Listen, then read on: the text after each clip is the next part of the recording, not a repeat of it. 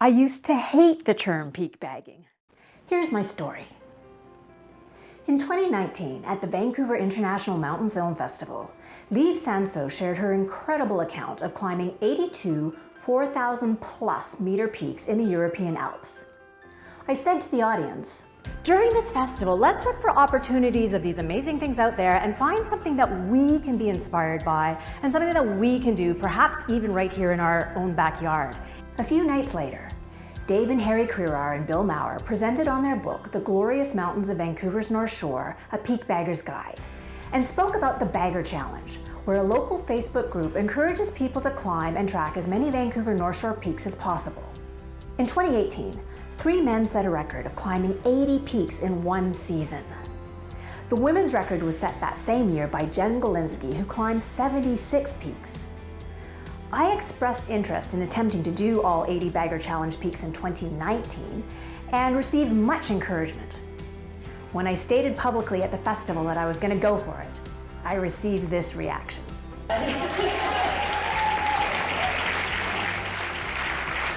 it's not about whether we actually do all 80 peaks or not, it's about the journey. Now, back to the term peak bagging. The reason I hated it was it had the potential to reduce these glorious mountains themselves to nothing but check boxes on a list. If you're just ticking summits to say you did them at whatever expense or by whatever means, to me that defeats the whole purpose of being in the mountains in the first place. I fell in love with mountains years ago, and I just love exploring, adventuring, scrambling, bushwhacking, navigating, and going to places where very few people go. I thrive on being self-sufficient, doing my own research, and managing all the logistics involved with each adventure. I also really enjoy more technical mountaineering involving glacier travel and rock and ice climbing, where the summit is always optional. Enjoying the journey, respecting nature, being self-reliant, and coming home safely is what's mandatory. So in March of 2019, I turned a blind eye to the term and set out to simply explore and adventure on what I thought was going to be 80 peaks. The Bagger Challenge absolutely encourages responsible, leave-no-trace wilderness ethics while developing new routes for others to enjoy, promoting the preservation of nature. So I was completely on board with the premise, if not the name. The biggest obstacle that I would have to overcome is that the challenge was dominated by many ultra runners who travel very fast over great distances with huge elevation gain to summit as many peaks as possible in a single day. I'm a mountaineer, not a runner. And even if I were a runner, there would be a limit as to how fast and how far I could go in a single day. Thankfully, in the Peak Bagger Challenge, there are no rules that say you must run or do all your peaks as day trips. So the door was open for me to step into the arena in my own way. What was exciting and really attractive to me was that I had never heard of half these peaks or how to climb them. This allowed me to tap into skills that I do have, such as my backcountry knowledge and being able to route find. I also have stronger bushwhacking and scrambling skills than many ultra runners. I simply had to add camping to the mix. That was my game-changing ingredient. By leaving on a Friday evening for the approach, camping, climbing a few peaks, camping again before climbing a few more peaks, I was able to do in a weekend what others do in multiple day trips. The challenge had never been done this way before. On March 9th, I set out to do my first peak. On October 13th, after 800 kilometers, 54,000 meters of elevation gain requiring a total of 46 hiking days and 21 overnights, I became the first and only woman to climb 82 peaks that year. Yeah, the number went up. You can hear the full story on that in the presentation I gave at the 2020 Vancouver International Mountain Film Festival. I have both a 2-minute trailer and the full 45-minute presentation posted here on YouTube. By changing the game, I was able to not only enter this initially daunting arena, but set a new women's record in the process and open the door for others to try the challenge in this new way. I love encouraging people to look for ways to change how a game is played so they can enter the arena and also attract other more diverse players to the game. So it turns out that pretty much everything about my whole Bagger Challenge experience was entirely positive and reinforced what I loved about mountains in the first place. And in the process, I guess I kind of softened up to the term peak bagging by the end of 2019.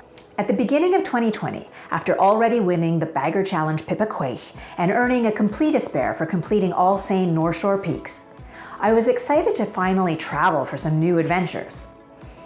As we all know, COVID quickly changed any travel plans, and I wound up doing many North Shore peaks again. There's another Facebook group I belong to called the Creativity Safe Space. In September, group founder Kevin Molesworth issued a challenge to take a new, innovative approach to something, to create something that you've never done before, that you've never even attempted. What could I add to peak bagging that would be a bit of an out there addition? What else do I love that I never get to do that has absolutely nothing to do with peak bagging? I've always loved musicals. What if I could somehow combine musical theater with climbing mountains? I looked into some of my favorite musicals, rewrote the lyrics using Bagger Challenge references, and recreated the scenes in a mountain setting. In 2020, there were 3 new peaks added and 2 old ones removed for a total of 83 peaks in the Bagger Challenge, bringing the total number of identified peaks on the North Shore to 85. So in addition to a bunch of repeat peaks, I set out to do the 3 new ones. Timing was perfect as the Creativity Challenge occurred right when I was going to attempt New Fannin, my 85th North Shore peak.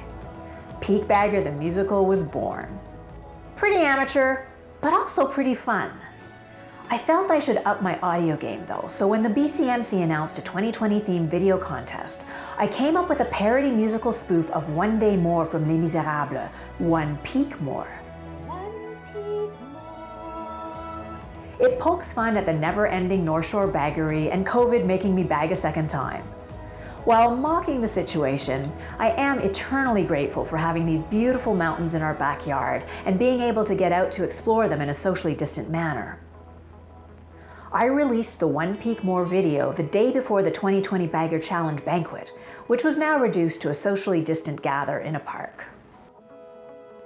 What was super exciting this year was that Jen Galinsky full-on tied Jan Dirk to co-win the 2020 Monroe Quake with 83 peaks bagged in one season.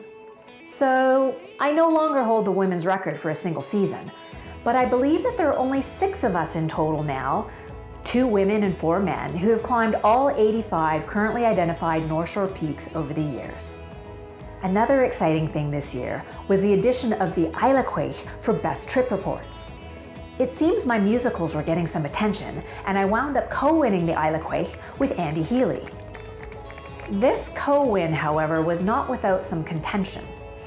Unbeknownst to me and Andy, there was such heated debate as to who should win the new Quake that someone went out and bought a harmonica to be awarded to me as a consolation prize, as they wanted Andy to be the sole winner of the Quake. In the end, I still got the harmonica, and Andy and I share joint custody of the Quake. Look for a video on the first transfer of custody on a mountaintop somewhere next season. I've never played harmonica, and part of me feels like this is a sign from the universe to learn how to play one.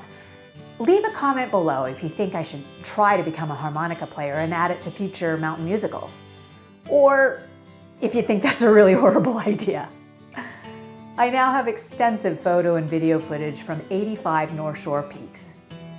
If there's a specific peak that you would like to learn more about, please tell me in the comments below. Or if there's something that you would like to know about anything involved with getting up and down remote backcountry mountains or lightweight backpacking, post it below. I'll be doing more mountain musicals, videos on specific peaks, gear, how-tos, and anything else mountain and adventure related, so please like this video and subscribe to my channel if you're a mountain adventure enthusiast or just like living vicariously through the power of video. Wishing you safe adventures on whatever mountains you're exploring and inspiration to enter whatever arena draws you by finding your own ways to change how games are played and attract more diverse players.